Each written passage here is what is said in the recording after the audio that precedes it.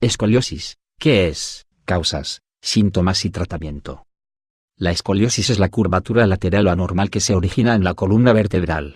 Es decir, consiste básicamente en una desviación de la columna vertebral. Esta curvatura puede producirse en la zona lumbar o torácica, y en el que la columna vertebral se curva de lado a lado. Esta afección de la columna suele aparecer en los niños y niñas cuando se encuentran en las etapas o fases de crecimiento.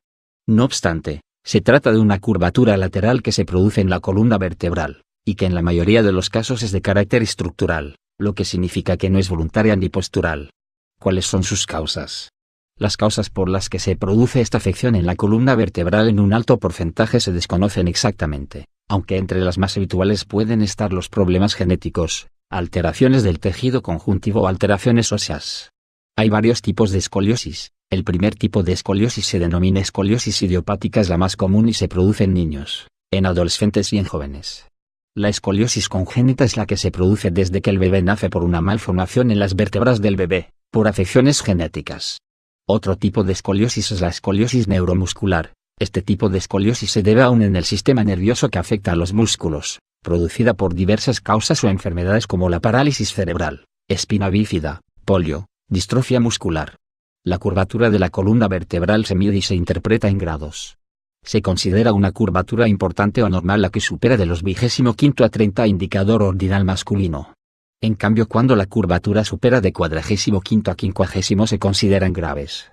Los síntomas de la escoliosis. La escoliosis en los menores no suele producir dolor, sin embargo en el caso de los adultos sienten dolor en la zona de la columna que está desviada.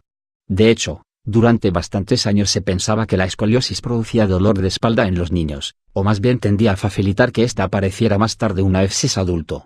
Sin embargo, muchos estudios han demostrado que en realidad esto no es del todo cierto, ya que el dolor se tiende a situar en los mismos niveles que en personas que no presentan esta afección. De hecho, los niños tienden a no referir ninguna molestia en la mayoría de las ocasiones, aunque en la edad adulta sí que podría existir algún grado de dolor, cuando la deformidad de la columna puede conllevar a su vez diversas alteraciones en los músculos situados en la espalda, generando contracturas. No obstante, en caso de producirse o aparecer dolores, estos aparecen sobre todo cuando están mucho rato en la misma posición, tanto sentados como de pie. Dado que en los más pequeños la escoliosis no produce dolor, suelen ser descubiertas en las revisiones pediátricas de los niños, pues se suelen detectar con facilidad en los casos en que los síntomas sean claramente visibles, como los que a continuación detallamos: una cadera más alta que la otra, cintura desigual, un hombro más elevado que el otro, un omóplato más pronunciado o prominente que el otro, el cuerpo lo apoyan más sobre un lado. En estos casos el pediatra, una vez hecha la revisión al niño y detectarle la afección, lo remitirá al médico especialista, en este caso al traumatólogo. ¿Cómo se diagnostica? El traumatólogo explorará la columna vertebral del menor con diferentes pruebas, entre ellas la palpación de las vértebras. Buscará la existencia de asimetrías entre ambos lados, mirando hombros, caderas, cintura. Incluso medirá la altura de cada pie desde la cadera para ver si miden lo mismo, la maniobra o test de Adams. El test de Adams consiste en que el paciente se incline hacia adelante inclinando la cintura, el tronco se flexiona hasta que la espalda esté paralela al suelo. El especialista se colocará de frente y comprobará si hay alguna diferencia entre un lado del cuerpo y el otro. Otras pruebas que el traumatólogo podrá solicitar para confirmar el diagnóstico y poder medir la curvatura de la columna pueden ser una radiografía de tórax, resonancia magnética, un TAC, radiografía espinal. En el caso de los adultos, la escoliosis puede derivar en una artrosis temprana y con el paso de los años, si no se trata bien, aparecen más síntomas que pueden llegar a limitar la calidad de vida de la persona afectada por escoliosis.